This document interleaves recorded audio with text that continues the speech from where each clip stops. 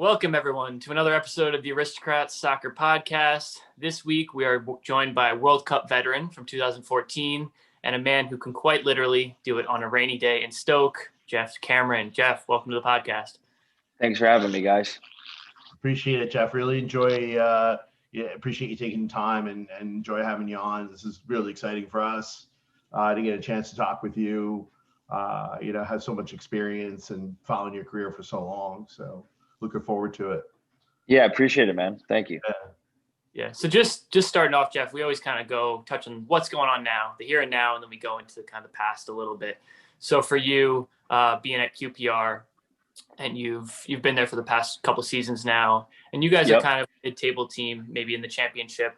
So you've had a couple good results lately. But how are you thinking things are looking for the squad, and how do you kind of build on it for the rest of the season? Yeah, it's kind of been an up and down year. It's been, we have a really, really young squad.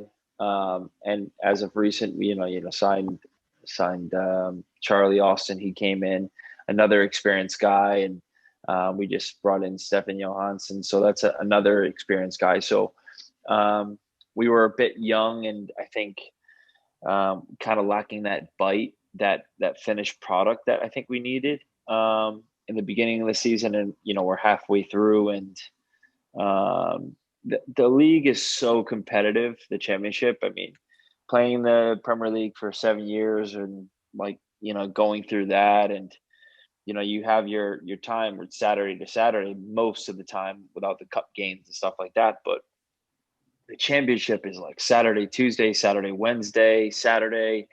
And it's like every 3 days is a game. So really, it's hard to actually get on the training pitch and focus and, actually practice, you can say, and get better in certain areas. Or you look at video and stuff, but we're analyzing games, and you're missing 4, 5, 6 clear-cut chances, and even some of them are half chances, and you don't put them away. The other team's going to get their chance, and it's about limiting how many opportunities they have. But it seems like every opportunity or one mistake that our team gives up, boom, it costs us. And I think that's been the story of our season so far. We've played some really good football. We've outpossessed teams. We've we always seem to do better against the top table, and then the teams around us or below, we kind of we don't play to our ability, and we don't have that ruthlessness that we kind of talk about. And it's been a tough year, because you have your ups and downs, and it's about trying to keep guys positive. And I've been there. I've been through a relegation. It's not fun, but we have too much quality to do that. And I think it's one of those where we just have to be more resilient, and we got to grind out games. And I think the younger guys are starting to realize, we can have 60% possession, but it's like what you do with it. Are we just keeping the ball to keep the ball, and other teams letting us have it because they're waiting for us to make a mistake in the midfield or out wide, and then boom, they're counterattacking us because we're pushing on, and everybody's pushing on to get a goal, and then we leave ourselves open, and then boom, we're down a goal. And then I think that's been the frustration I've had, and I know a lot of players as well that kind of on the same viewpoint. But like I said, it's football. We know that's kind of our trajectory is now. We have some experienced guys to help with the younger guys and holding them accountable in the final third. So I think we'll be good. I think we'll finish the season strong, and kind of go from there. What was it that what have you found to be some of the differences between playing in the championship versus the Premier Division when you were with Stoke? Yeah, I think the biggest thing is the championship is so erratic. It's crazy. It's like super. You feel it's really hectic. Where in the Premier League, every player is good, and every player respects you because they know you have the ability to hurt them. Whether players, people, fans, and whatever, guys that are playing in the Premier League, whether they're the starters or the bench, they're there for a reason because they have the ability. And you hear fans and say like, "Oh, you shit," or this and that. But in hindsight, you don't know. They're actually a good player, because to play at that level it's very difficult, and that's when you can see when you see Premier League teams play Championship teams. Usually, the Premier League teams win because they have more quality. But I would say the if you're playing a Premier League team, they just respect you. They sit back and they're very tactically aware, and they wait for the moments where, like, as soon as you expose yourself, it's like ruthlessness. It's one pass, two passes, and it's a goal. Where the Championship, you'll get 4 or 5 chances a game. In the Premier League, you only get one, and if you don't finish that opportunity, you're done. Especially if you're playing against a Man City, Man United, Liverpool, any of a top 4, top 6 team. I mean, your chances of scoring goals are very limited, and that's why at the end of the day, if you get your opportunity, I had the likes of playing against, Man City, Man United, Liverpool, and we know Man City is going to outpossess us today. Okay, let's make sure that we're super compact, and we're really, really hard to break down. But they're going to keep passing. But as soon as you get that opportunity, boom, we go, and we wait for those moments. And there are teams that you've seen this season that have upset some really, really good teams, and it's because they took their opportunities, and when they had the opportunities, they put the ball in the back of the net. And then the Championship is just, you get chances every single game. And you say Norwich is up top, and Swansea's up there, and you have their teams that are going to be kind of above and beyond everybody, because they've kept pretty much their entire squad together. But at the end of it, you have the table, and anybody can beat anybody in any given day, where I think the Premier League is a little bit more you would go to Old Trafford saying, "Hey, we're going to get a point today, or hopefully get 3 points." And if you walk away with a point, you're ecstatic. You're super pumped. And 3 points is like, wow.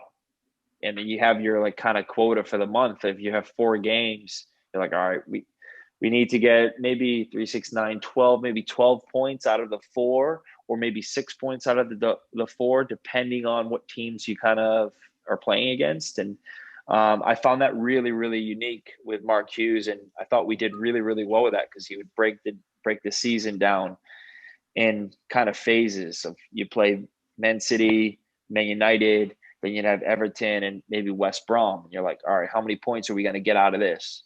Realistically, Man City, Man United, they're going to be a wash. You're not expected to get anything. But your home games, you get your points.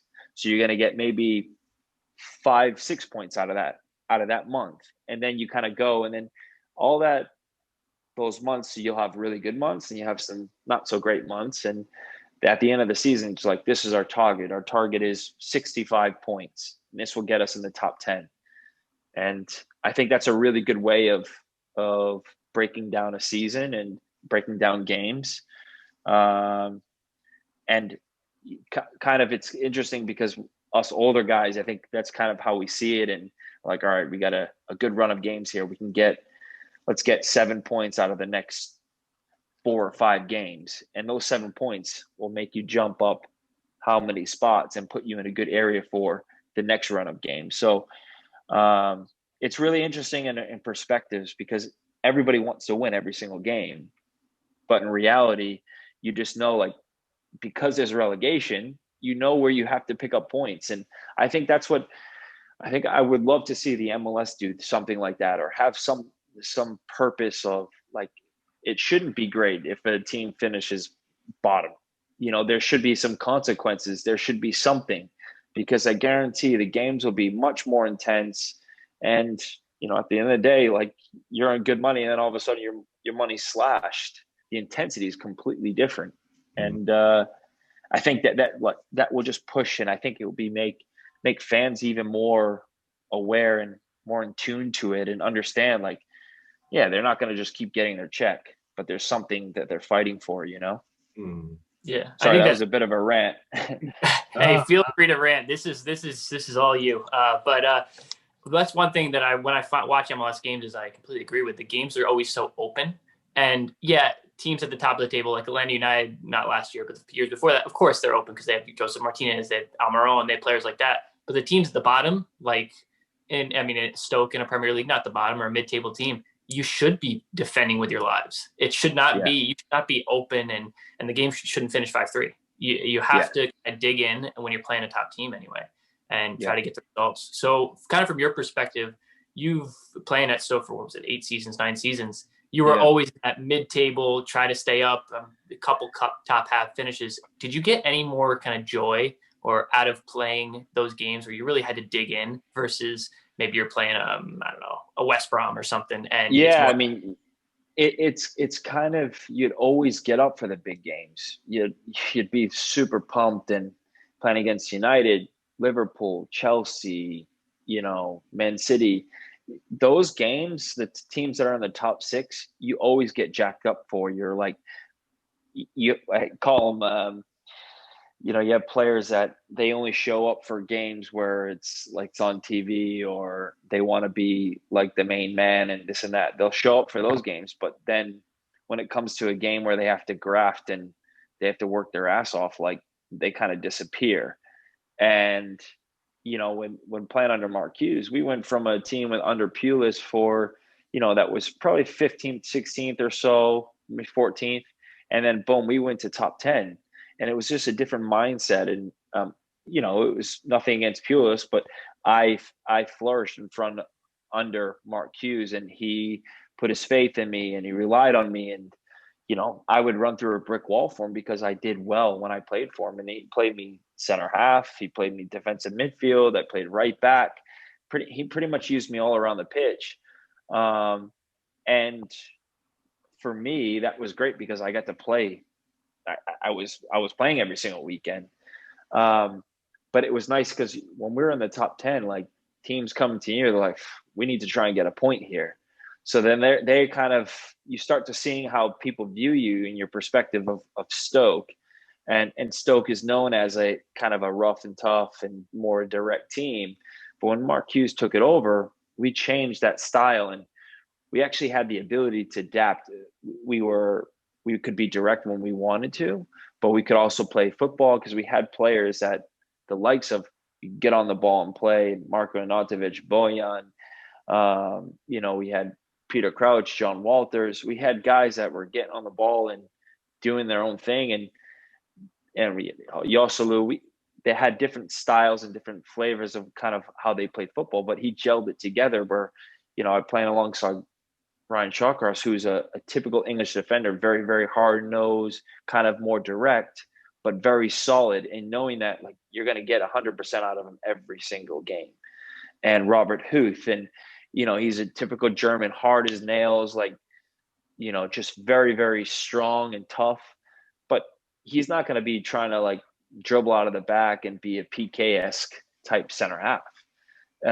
And it was kind of the understanding of Mark Hughes. Kind of he realized, okay, we can use that, and that will be our like kind of our base, but at the same time be able to play and adapt our style throughout a game. So when you have teams that are sitting off you, okay, you can keep possession, but when teams are pressing you and you have to kind of be a little bit more direct to open it up, and then you earn the right to play and you start playing in between the lines, we had the ability to do that. And I think that's why we were so successful from going from one particular style to kind of being able to adapt. And I think that was the good part of it, the great experience that I had in the Premier League of, but then you'd go to Man U and like, you're like, all right, we're going to make it really, really tough for you today. We're going to put our guys behind the ball. And knowing that we had guys like Arnautovic, Bojan, and Shaqiri and stuff, and it was Steven Nzonzi, myself, Glenn Whelan, and we're like, yeah, we could compete with these guys. Like they weren't passing us off the park, but it was you understood like one mistake or one pass, they could be through and they could score. And I think that's just the understanding of the game, and in the Premier League and even in the Championship, if you're playing away from home, you're going to have a little bit more of a defensive mindset. If you're playing at home, like you're going to be a little bit more on the front foot because that's what your fans want you to do. But your fans don't want you to go to Man City and absolutely get battered. and I experienced it when we were, I think 7-2. It was a game, and we were down 1-0, tied at 1-1. They went up 2-1, and then like we came back. I think it was 2-2, and then all of a sudden like we made one change. I think Bruno tried to play a through ball. He passed it to De Bruyne, and Bruyne whipped it across the Sane, and it went from 3-2 to 4-2 to 5-2 to 6-2. And there were moments where we had the opportunity to score to make it 3-3, and we missed our chance.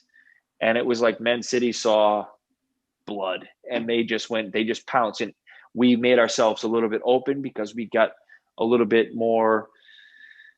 I guess you could say you were like, oh, we can score here. We're definitely going to get another opportunity. And then one mistake, boom, it goes to 4-2. And you're like, shit, we got to tighten up the reins here. And then 4-2 goes to 5 to 6 to 7. And you walk off the pitch and you go, we had a 15-minute spell where we played terrible football and we left ourselves open. But you look at the rest of the game, we were like toe to toe. We were competing, and like, they weren't the better team. But that's just the difference between, the top four, and you say the top 4, top 10, and then you have the top 10 and the rest. So what's the transition been like for you? Young guy coming over from MLS to Stoke City, some veteran guys from EPL, and now here you are, as captain QPR, veteran player of the QPR team, got younger guys looking to you. It's been quite a transition, quite a career over there for you.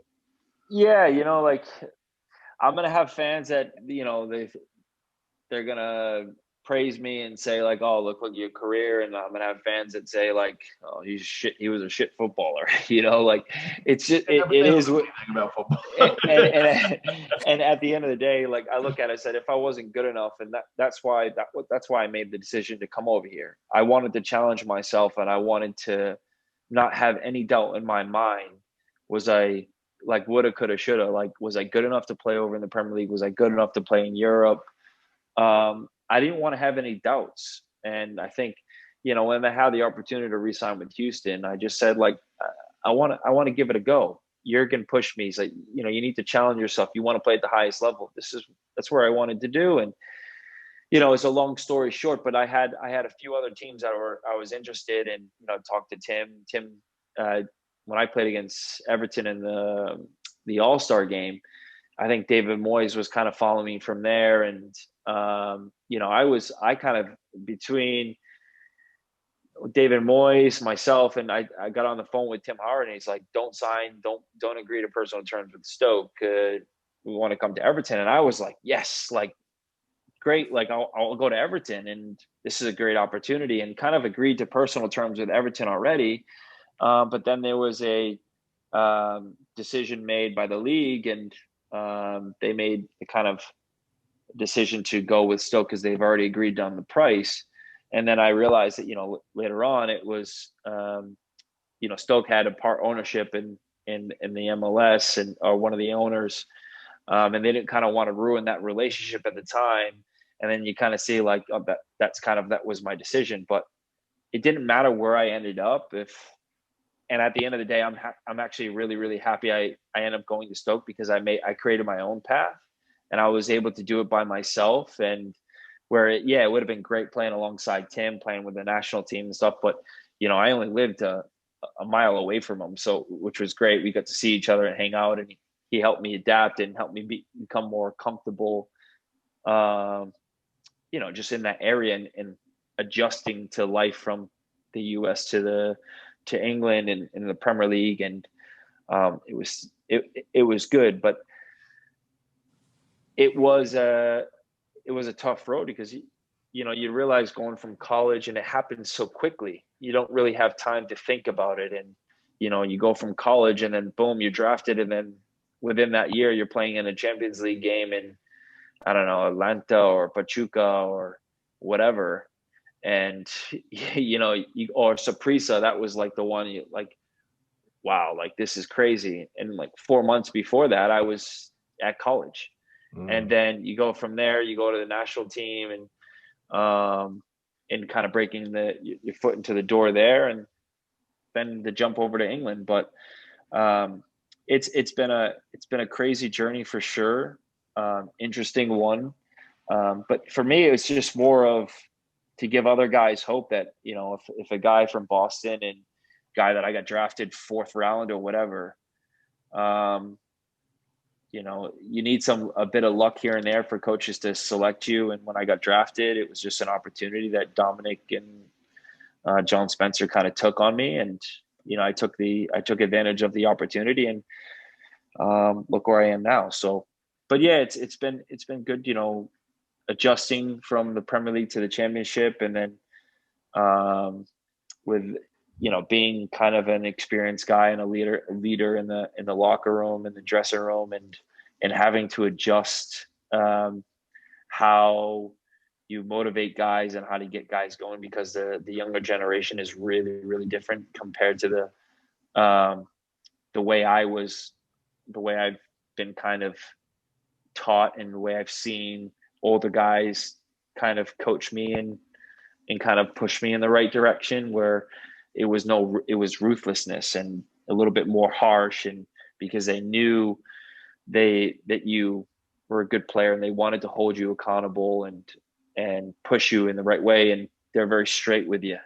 And here it's like you kind of have to put your arm around them, and you have to give them so much confidence, and you can't really slaughter them when they make a mistake, or it's just more of trying to keep them professional more than anything. So I think the generation mindset is a little bit different, and I think it's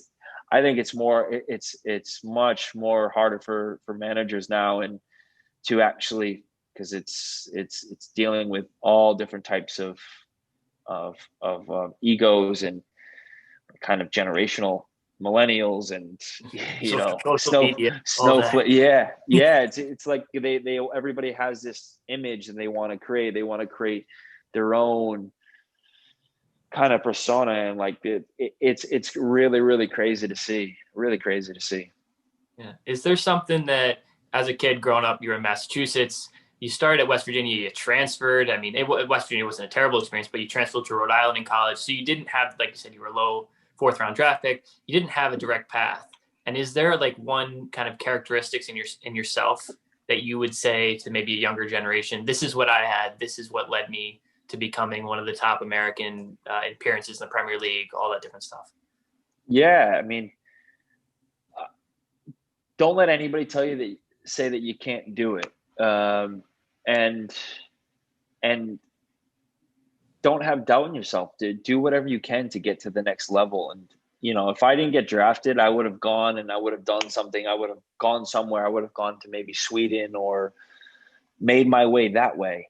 Like, don't give up. Do whatever you can to keep trying and do your best. And at the end of the day, you don't want to have any doubts and say like, I didn't get picked, or is it really, was I not good enough? Was it the luck or this and that? Don't give yourself any doubt in your mind, and do whatever you can to reach that next level.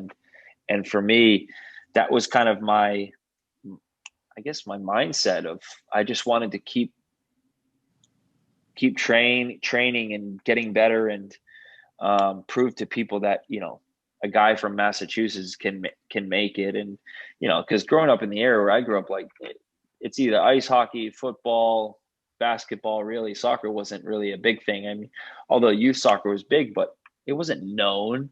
How often are people coming? Charlie Davies come from my neck of the woods and stuff, but there's not many players that kind of grew up in the area where I grew up and like were successful, really. So it just wanted to do something, because if you look at most of the players, they all come from California, Florida, whatever, warm weather, because they're outside on the pitch all the time. And for me, you have the fall, and then you go into the winter, and you're playing in indoor Jefferson Boulevard in Warwick, Rhode Island, and you're playing men's pickup, and for 2 or 3 months, and then you're waiting to the spring comes out, and then you get back on the pitch. And although the fields were muddy and still probably full of snow, like, you go back to the indoor facility. And yeah, you had a lot of things against you, but at the end of the day, it's just your mindset. And if you're a parent, you want to give your son or your daughter every opportunity they possibly can to be successful. And they also have to realize, like, it doesn't come easy. You got to grind. You got to work your butt off. And there are moments where I wanted to go hang out with my friends and down the street and hang out with my buddies, and my dad's like, I'm working a side job because I got to pay for your travel on the weekend and for a soccer tournament because it's not free. So you're going to make sure you do your homework, and then you're going to go out in the backyard and you're going to practice. And, where there are times where I was upset and disappointed, 100%, but I wouldn't trade it for the world. And I love my dad even more for, making it hard and pushing me because he saw the potential in me. So what has it been about England that, you really found home there? And was there any desire or interest in moving to other leagues in Europe, maybe like Germany or something, and just giving yourself an opportunity for something different? Yeah, I've had, I wouldn't say like as of recent, but towards the end before I resigned with Stoke, and I had a few opportunities that I was going to go to Spain, like Royal Vela, I think Royal Valicante or Levante. Yeah, yeah. That's one of my teammates. That's his boyhood club, Carlos Gomez. Yeah, there was a few teams that were interested before I went on loan to QPR the first year, and I said I was probably going to go to Spain, and I'm like, oh, it's like this is a great experience for me, and still in League One, and was super pumped for a new opportunity and a new direction. But saying that, it just didn't, and it didn't end up working out, and I think something fell through, and just things didn't line up with Stoke and stuff. So Steve McLaren called me. He's like, hey, I don't know why you're not playing at Stoke, but are you resigning or not? I said, no, do you want to come here? And he's, yeah, of course. And he tried to get me a few times when I was at Stoke in the first couple of years. But I mean, there was a Russian team that was involved. I think I'm not sure if it was CSKA or there was I'm trying to remember. It's so long ago, but I mean, for me, it would have been a cool opportunity to play in another country for sure. But at the end of the day, I was like, I was only a few games behind Clint, and I was always chatting. I'm like, Clint, I'm gonna catch you. I'm gonna get more appearances for outfield player than you.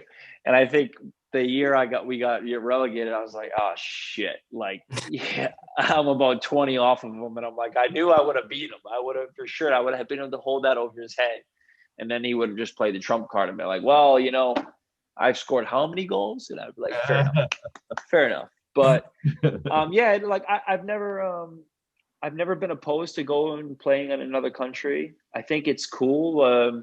It's a different experience, and I think when you're young, I think you have to be smart and understand: is this the right move for you professionally? Are you going to go there for the cash? Great. But are you going to go there specifically for football? And is it going to allow you to become better? And is it a stepping stone to the next part of your career? Or is it a sideward move where, you stay at status quo, and it might reinvigorate your career and kind of spark something again. And then boom, you excel in that area. And then all of a sudden you get another move, So I think it just depends on where you are professionally in that time. And I think there are some players that make some great moves, and there's some players that make moves for the money, and then all of a sudden after their career or after that contract, you don't hear from them again because they kind of killed themselves, and then they go back to kind of two steps backwards, So I think it just, as a player, I think you have to be smart on making the right decision for you, what's best for you and your family, Yeah. I think that's such an important point. I think a lot of players listen to outside agents or whoever else, money talking, and you have to really sit back and kind of make a decision for you, what's best for your career. But now moving on a bit to hopefully, I think it is probably the best time in your career, playing for the national team, playing in the World Cup. You had mentioned Klinsmann and what a big part he had in your career in terms of moving overseas to Stoke. But what was it like to wear the red, white, and blue? Yeah, it was always a dream of mine, for sure. You know, like representing your national team and singing the national anthem, it kind of gives you chills, you know, when you think about it. And, you know, I definitely wore it with pride and was honored to play for the national, because that's what I always dreamed of. You always dream about playing, represent your country, and how many other people are trying to do the same thing. And I think, you know, Jurgen, you know, we bumped heads a few times, but like every player, they bump heads with the manager. But the one thing that Jurgen does is he pushes you and he wants you to push yourself and hold yourself accountable and push yourself to the next level. And that's, you know, like he brought in nutrition, he brought in, you know, athletes performance, just a different dynamic of what US soccer was so used to. And it was just kind of like a generic thing. It was the same people, same faces, same kind of everything. And it didn't really evolve really. And then when he took it over, like his expectations went way up here. And it's like, no, this is not good enough. The hotels, no, this isn't it. We need to be staying at, this needs to be professional. We need to do this, X, Y, Z. We need to be playing against top European countries. We need to be challenging and playing friendlies against these countries, because you know what? This is where you get better. This is where you're playing against players that are playing in Champions League, playing Europa League, playing the Premier League, playing La Liga in Germany, the Bundesliga. These are the guys that you're going to see playing at a World Cup or Copa America. And that's what you need to do. You need to challenge yourself. And that resonated with me. And I think some players, they struggle to see it and understand, but that's the background that he came from. He came from a German national team, and his path to becoming a professional footballer, and with the academy systems and how they're regimented and like just professional. And for me, like these young guys and him pushing, I mean, you look at Christian now. Do you think Christian would be where he's at right now if he stayed in the US? No. And that has nothing to do with US soccer. It has nothing to do with anything. They're years and years ahead of us with academy systems and stuff like that, because the clubs are a lot older over here. We're a bit younger, and the MLS and the US is developing talent. We have plenty of talent in the States, but you're also competing in baseball, basketball, football, with a lot of other sports. And we're over here, it's like, I mean, it's mostly football, cricket, and rugby, essentially, really. And if you're not a footballer, you're a football fan, and then you play cricket at school and stuff like that. And guys still play cricket in the dressing room and stuff. And it's funny to see, because I'm like, I line up like a baseball bat and just shit out of it. But no, I think it's what Jurgen did was he held people accountable, and he pushed players to reach their level of talent. And I wish I could have played Champions League 100%. Do I wish I actually wish I came over to Europe a lot younger, because I don't know where I would have been. I mean, I played with guys that were playing at Chelsea, Man United, Youth Academy. Phil Bardsley, he was at United for, I don't know, 10, 15 years when he was a kid. I mean, he was around players like Giggs, Scholes, world-class top players in the game. And he was under that. Ryan Shawcross, it was between him and PK, and PK ended up going back to Barcelona.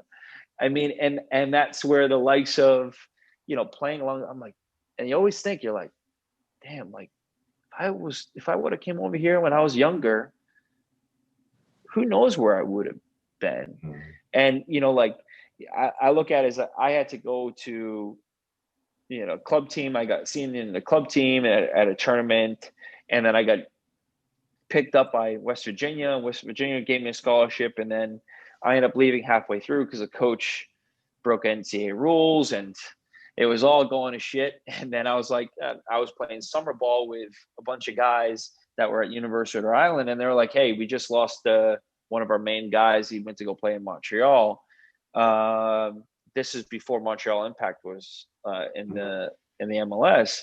He went out to go play there, and we have a full scholarship for a midfielder. Do you want to come here? And I was like, yeah, this would be great, because I knew like what was happening at West Virginia, and just kind of fortunate enough that everybody has a unique path. And but then you're like, if I was at that age, I had to go from club team to college, and then college to get scouted to go in the MLS. And then how many players you think are like Adidas generation players and top 10, and half of them don't even play. And then all of a sudden they're retired in 4 years or whatever. And because they weren't really given an opportunity, or they weren't developed right, or because they didn't have the time to focus, where these academies over here, this is what they do. They're like professional footballers. They wake up at a young age, they go to school, but they're at the training ground, they practice. And I mean, it's, my son has dual citizenship now, and, grateful that if he wants to become a footballer, I mean, he's only one, but I'm saying like, if he wanted to become a professional footballer, and like not having to worry about like visas or permits or anything like that, he has the ability he can stay over here and train and get in the club and an academy system. And, in a professional environment where I think it's picking up. And I don't want to be like, I'm not bad mouthing MLS, because they're part of the reason why I've been successful. I'm saying it's the path of the younger players now in the States are very, very fortunate, because they actually have the academy systems where I didn't.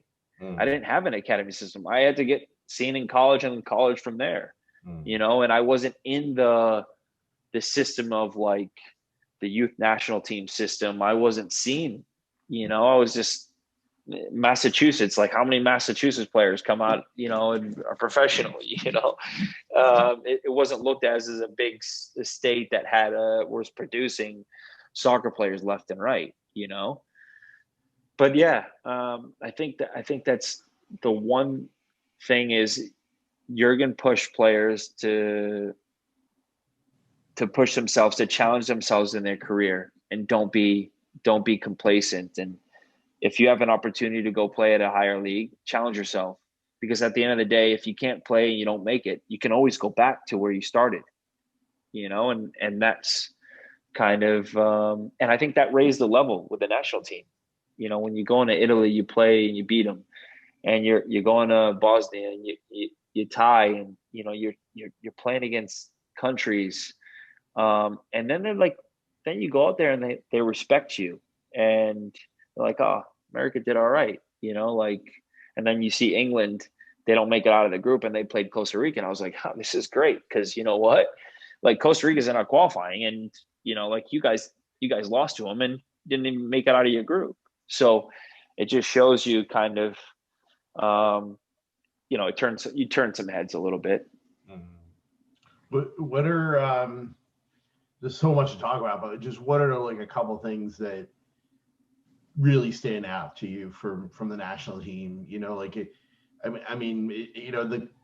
Your days with the national team didn't really end, in the way you would particularly well. Yeah. Yeah. But I mean, you had such a great career with the national team and so many highlights. Like, what are just a couple of the moments that really stand out? Yeah, I would say Copa America, the World Cup. My first kind of breaking on the scene with Jurgen, and yeah, he just, kind of learning from, Carlos Bocanegra and him kind of like bringing me along, and then, yeah, just kind of going down, and you're like, kind of like you're playing against Guatemala or you're playing against El Salvador, and like you see like the passion, and you playing against Mexico, and when we beat Mexico, like in the Azteca when Michael Orozco scored, and like it was crazy, and then you go there and you get a couple ties and big games. When you have like 100,000 people, cheering you on, or no, not cheering you on, absolutely slaughtering you, and then you go like then you play in the Rose Bowl, and we play in Mexico for the Confederations Cup, or like to go for that playoff game that we had, and you just have moments in your career like, I had a really good game there, and like I remember working my ass off, like not wanting to lose and just doing whatever I can to help the team, and you remember those specific moments and how much of an honor it was to play for the national team. And then with the last part of the qualifying, the last disappointing part of my national team career, it was kind of taken away from me. And I'm not even gonna say his name, but when a manager says stuff that's not true, or says I'm the scapegoat for being upset and being called a bad egg, when that's never been the case. Was I upset that I wasn't playing? 100%. And I was upset because of what happened before the camp took place. And before what happened took place, I was coming back from an injury, and I played against Man United on the weekend. It was either Man United or Southampton on the weekend. I had 90 minutes under my belt, and I just remember getting an email saying, are you going to be mentally and physically fit for these upcoming games? They're two big games. And I said, of course. So like, I'm fully fit. I'm in the starting 11 for this weekend, and I'm ready to go. If you say what? Did you watch the game on TV? Yeah. And I just said, like, are you saying that, and he said, I haven't made my mind up to the starting 11, and I want you to come in here and be a leader, and we need your experience and stuff like that. I said, all right, well, give me a fair opportunity. Like, don't call me in. Like, I want to do whatever I can to help the national team and help the team, but don't call me in and question my ability, if I'm fit or not, if I'm fit enough, if I'm, mentally ready. And then, I get into camp on the Sunday, and he's already got the starting lineup out. And I'm like, well, what's going on? Like, give me because he's saying that I'm not fit enough. I said, well, and then, you have a meeting halfway through the camp, and you say, you've only played, 1-2 games this month, and you're coming back from, from an injury. And I said, yeah, but that was Man United and Southampton. And all these other guys have played 4 or 5 games in the MLS, and yeah, okay, 4 or 5 games in a month. I only played 2, and I missed 2 weeks. So I didn't lose that much fitness because I just played 90 minutes in the weekend. So like, don't question my ability. Don't if I'm not fit enough, you shouldn't have brought me in. And that was my whole thing. Like, give me a fair opportunity. And that's where it was all lost. And that's where I had a disagreement with him. And was I going to be like my fun, happy-go-lucky guy, like being ecstatic because I'm here, and I don't want to, or I want to play, and yeah, 100%. Like, I'm going to be a moody fuck. Like, I'm going to be upset because, one, he's questioning me. Sorry if we have to edit that out, but no, I'm going to be. No, you're good. I'm going to be moody. I'm going to be pissed off because he just questioned me as a professional. Something that I've always backed if I'm not fit enough, or if I'm not ready, I'll tell you. But it was already, I have the emails to all back it up. I said, don't question my professionalism. Like, if Stoke said, at that point in time, we were kind of in a battle. Mark Hughes was like, listen, I don't want you going there if you're not full fit, because I need you here. I need you playing for next week. I need you for these games. So it was discussion that I had. I said, no, I'm fit. I'm ready to go. But then, you go down to Orlando, and then, yeah, we beat Panama. We should have beat Panama. And then we go down to Trinidad away. Well, what are we doing? And then, that was my last game in the national team. And it's I would say that's the one regret. It's the one regret that I didn't say something or speak up in the point where, I should have done more and should have, and because watching the game in front of me and knowing that I could have been an answer, I could have been a guy that was fighting for the team. And you look at the game, you watch the game, and it just looked like we lacked that fight, we lacked that desire, and we just kind of went back to status quo. And that was my point. You go from Jurgen, you go to status quo. Yeah, we lost 2 games against Mexico and Costa Rica. In the hex, while Jurgen was a manager, and I was recovering from a knee injury, and I just remember I missed those 2 games, and seeing it from afar, you're like, wow, like it just, something seems off, like, and there's things that you hear through the grapevine, and some things that some players didn't want Jurgen there, and this and that, but that's here nor there. But for me, is we went back to the old U.S. soccer, and I think that's where we missed. It became like kind of our foot was off the pedal a little bit, and we're gonna qualify, we're gonna be all right. So that, I think that's the toughest moment of my career, where and then I got labeled or he said, like, I was the bad egg. There was a few bad eggs, like Fabian and myself were mentioned. And like, you look at him, like, Fabian's playing Champions League. He's playing at a high level, and why would he come all the way from back here when he knows you're just going to pie him off, and you're not going to give him a fit because you didn't want him in your squad? So like, was he supposed to be ecstatic about it? And I think that's where, I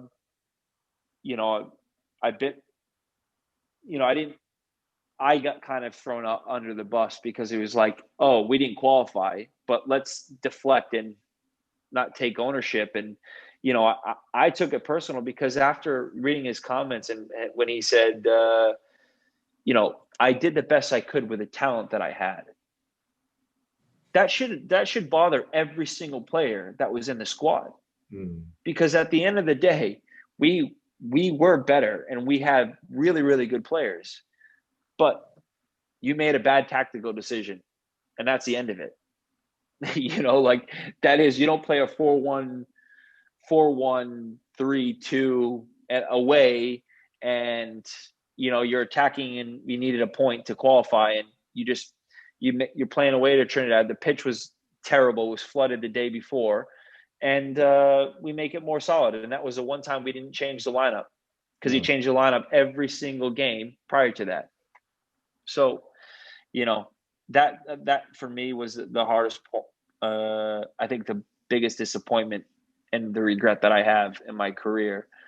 But then I have some amazing moments, and, scoring my first Premier League goal against Arsenal away at the Emirates, and growing up watching Arsenal, and I have some really, really amazing moments of that. And, no one can take away my 170 games plus in the Premier League, and and how many games in the Championship, and playing over here at the highest level. And you know what? If it was that, and I'd say it's not a bad CV, and I want to continue to keep playing as long as I can, and I feel good. I feel fit and strong, and I'm still going. So I'm playing still every week. So it seems like you really reconciled, like that part of your career with the national team, and also even going back to that part of your career with Stoke, when you guys, you mentioned before, you got relegated. So like these 2 things that happened, that, real challenges for you to overcome, but you've already kind of reconciled that now by, you continue with QPR, you've been playing at a really high level, like you moved on, and it just, I think it's kind of like, I think players I speak to, Miss and I, we kind of, it's like we're programmed to think like that. It's like, you make a mistake, okay, you got to move on. And yeah, you have disappointments in your career, and like how quickly can you move on from your disappointments? Can you look at the positive sides of it? Well, now I'm thinking, okay, the positive sides of like the great, when I would go away for, international games, and during like February or March or whatever, November, I was kind of by myself. I didn't have my son, or I had my dog, and I'd send him back to like boot camp because he was like fully trained security dog, and he would be great. He'd go away for a week or two, and then he'd get his sharpness would come back up when I get back. But like I wasn't missing anything back home or back here. And I look at it now, I'm like, I'm actually older now. I actually need more time to recover and take my opportunities. Like, while other players are like, they got 5 days off and they're going to like Marbella, they're going to Ibiza, like, and I'm like, what? And they're on our group chat and taking pictures and they're having beer and stuff. And you're like, wow, I got 2 sessions today. Like, this is a graft, like you just flew 14 hours and these trips and like this and that. So it takes a toll on you. And I look at it now, like that's the positive. That's the benefit that I have now. Like, it's like, all right, well, they're an international break. I get to relax. I get to spend more time with my son. And, like where I can only imagine, it would have been tough for me going back to the US and playing in these games and stuff like that, and missing my little one, and not being able to spend quality time or going a family vacation with them, and you have to look at the bright side of everything and the positives, and kind of forget about the negative stuff, and don't let it drain you mentally and physically, because I think it just wears you down. And like I said, at the end of the day, people are going to say what they want to say. And at the end of the day, I know the truth, and the people that are close to me know the truth, and that's it, Well, thank you. Thank you so much for sharing that part of your story. I mean, it's always tough kind of digging up kind of the downside, but it offers a great perspective for our listeners, because you can kind of come out the other side and see the positives. And you're an example of someone that I've always respected, because you give your side of things, whether it's on manager decisions, if it's on like public healthcare things and this and that. Yeah, whatever. And you catch you do catch a little bit of slack for that. But I always respect players, because a lot of athletes, they just stay quiet and they don't say what's on their mind. And you've never been that. So I've always respected that. I think, like, I don't want to get into politics and stuff like that, but it's more of like, I would get messages from players and like, I'm so happy you said that, or like, I'm with you on this, but they wouldn't come out publicly. They won't say it because they're afraid of something. And I'm like, yeah, but what does that do? Whether you're conservative or liberal, like, everybody should have a voice. And I think that's the biggest problem now is, if anything, everything is offensive to everyone. Everyone is like, you can't say what you want to say now, because if it doesn't follow like this way of thinking, then like you're wrong and that's it. And I think that's the problem, like we are as a society are going is, and that's like with football and anything, like you don't see football just played one way now. Like it's different ways. Is Pep's way the only way of just playing tiki-taki football? No, because if you think about it, he's had to adapt his game and change it a little bit slightly to evolve with the time in football. And that's the same thing as when anybody says anything or their beliefs. And like, Aaron Rodgers came out. I saw, I think, and like he said something about like, with the masks and stuff, like they don't follow their own protocol. Well, he's right. So why is he getting stick for saying something that he believes in? And like, if I would get stick, I mean, when I said something, I supported Trump or whatever back, you know how much stuff I got from on Twitter, like people saying I was a Nazi and like saying I'm a white supremacist and all this stuff. And like, I have a German Shepherd dog, so like that associates me. Like people are tweeting me stuff, and they don't know me. They don't know where I've come from. They don't know my family. Like I have a brother who's black. How, like I grew up with him. He is my brother. And yet I don't have to feel, I feel to come out and say, oh yeah, I have a brother who's black. I'm not racist. No, that's not me. But that's where like the media and like people can say whatever they want to say. And at the end of the day, I realized, you know what? All these people can say whatever the hell they want. They don't know me personally.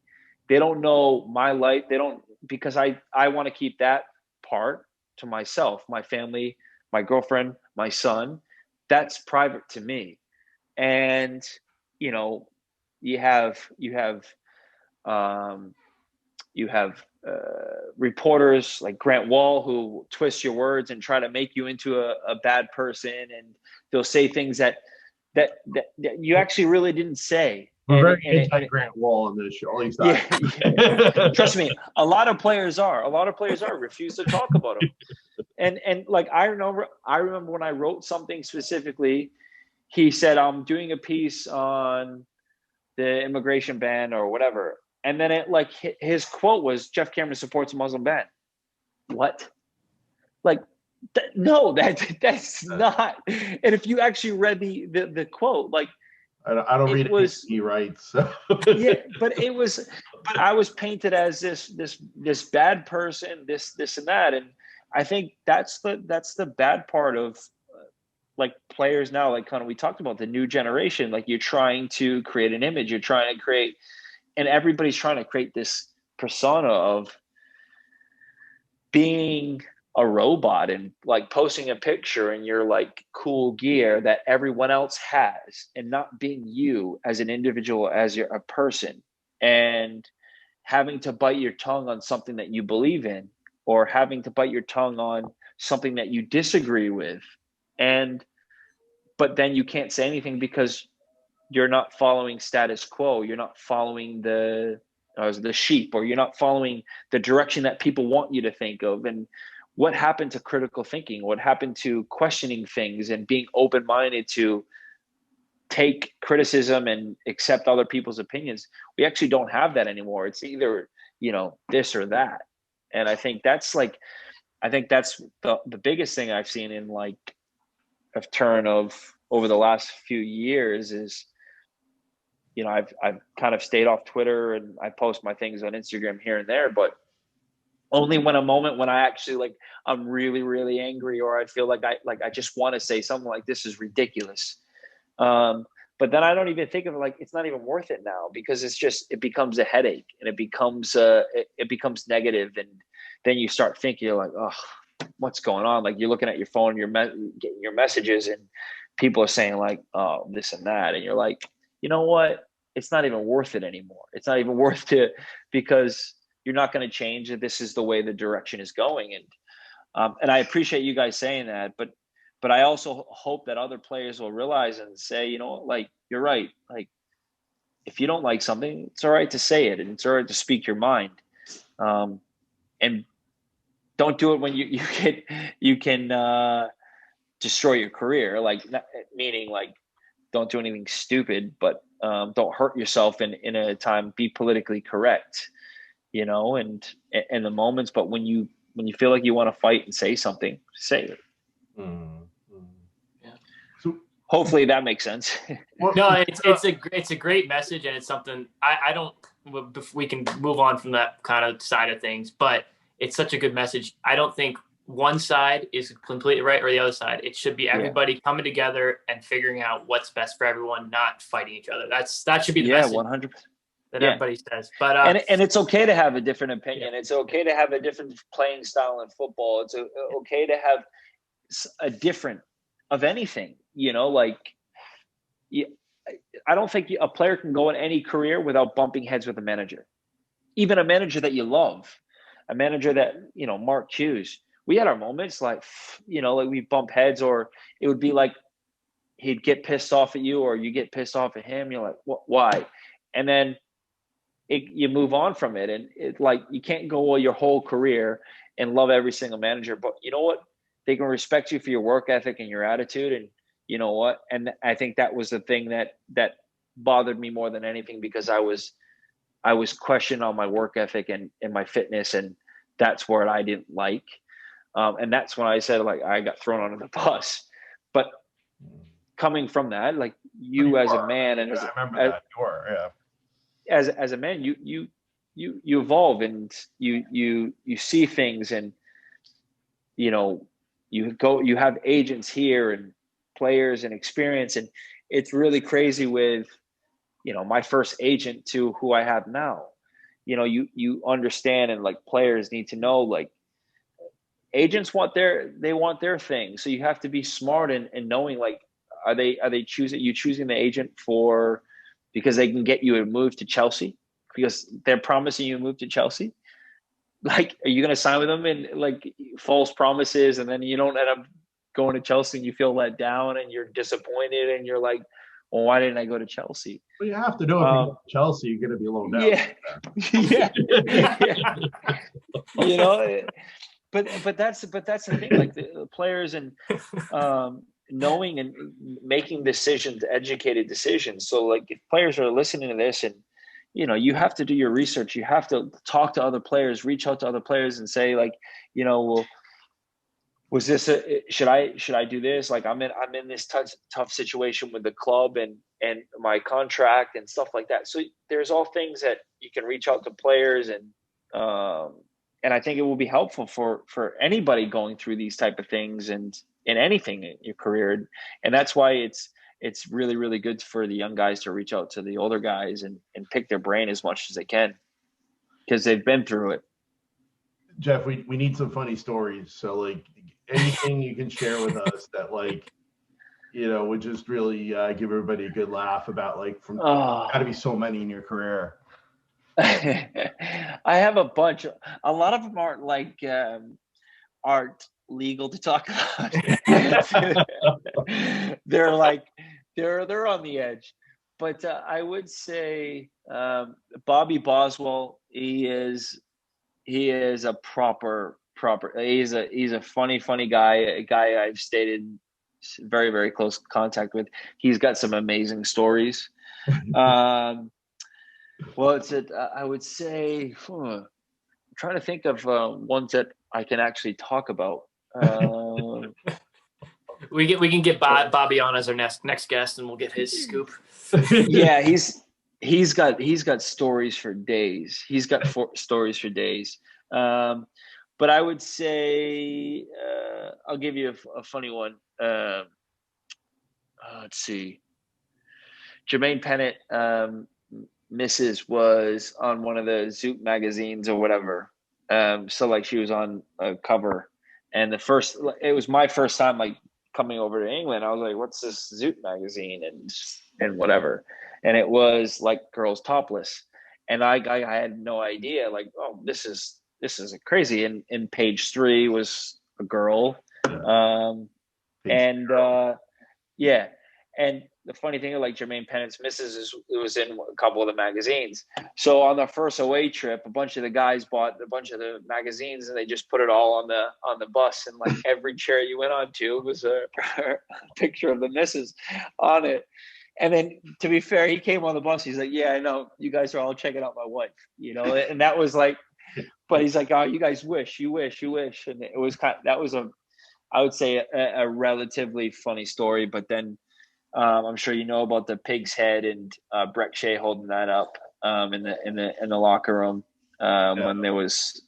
John Walters and Robert Huth were doing some pranks, and the last day of training, decided to put a pig's head in one of the guys' locker. And Kenwin said a couple of weeks before, if anybody touches my clothes, they're getting a brick through their window. So after the training session, this big huge pig's head was in Matthew Etherington's locker. I think it was in Glenn Whelan's locker, and it was like rotated and moved, and then Kenwin was the last person. Well, Glenn took the pig's head and put it in Kenwin's accidentally. He didn't know it was Kenwin's locker, and wrapped his clothes in it. And then like there was dead fish in people's shoes, and it was like super glue. Like it went nuts. And Cameron walked in and opened his locker and saw a pig's head, and he's like, who did this? And at this point he saw red. And Glenn was like, oh, that's your locker. Like, I'm so sorry. I thought it was this guy's locker. Like it wasn't supposed to go in yours. Like what happened? And he didn't hear him say that. He just heard him say it was me. And he just walked outside, took a brick, smashed through a window, and he drove off. And yeah, so pranks can go pretty far. And you could always end up with a brick through your window if you take it too far. I tend to stay away from that. So Probably, yeah, you don't. And it was a nice Porsche Panamera, so I think it was a hefty windshield. So the banter in the locker room is always great. There's so many great stories with that. But I'm sure you got a little kid to tend to, other responsibilities, some dinner, get hydrated, all that for the week ahead. But we thank you so much. I thank you, Dave. Thanks as well for coming, spending so much time with us. Just real quick, like, before we, just like the next steps, like just where do you see yourself? You're with QPR. Do you see yourself coming back to the US? Is England where you're going to stay? I'm kind of open with that right now. I have this year left with QPR, and we're kind of in talks right now, you could say, and kind of just waiting. Kind of see what the best opportunity is for me, and would I come back to the MLS? Yeah, probably, if it was the right club and right time, right decision. England you could say absolutely first choice club for you, right? No chance. That would be it. That would be the story. Yeah, I'd probably retire before that happens. People move on. You never work out. People move on. It is home, so he won't be there forever. Maybe if he's not there, with his little sidekick Richie, but doubtful. But no, if it was the right moment, for sure, like right opportunity, I think I would take it. But like I said, I love it here. I love it in England. This is where I've been for 8, almost 9 years now, and I do call it home. And like I said, I have opportunities. I know I have some teams that are interested, and I know I could stay here if I want to. And I think it would just come down to what's best for my family and myself. And I still have plenty left in the tank, and I think I can definitely play a few more years for sure. Because I take care of myself, and it's almost like having the little one has kind of sparked me to keep pushing and keep trying and keep myself going at a high level. So he's almost just given me more purpose, more energy to keep going and keep playing. So if it happens and if it's a good opportunity, I would be open to it for sure. Awesome. Well, if you ever want to wear a pink flamingo jersey, just let me know. You can come to Matt. I don't know if you've seen their jerseys. I'll speak to the manager. I'm sure we can get you in. May have to take a bit pay cut, but we'll see. If it's good weather, who knows? If it's good weather, who knows? Madison, Wisconsin. I don't think so. Not so much. Well, thanks so much, Geoff. Thank you. Thank you very much. Pleasure, guys. Pleasure. I hope you guys have a good one. And like I said, anytime you guys want, man. Thank you. Awesome. Yeah. We'll circle back definitely. All right. Until sounds good, next time, guys. Dave. Until next time, Dave. I'm the athlete. I'm the advocate. And we are the Aristocrats.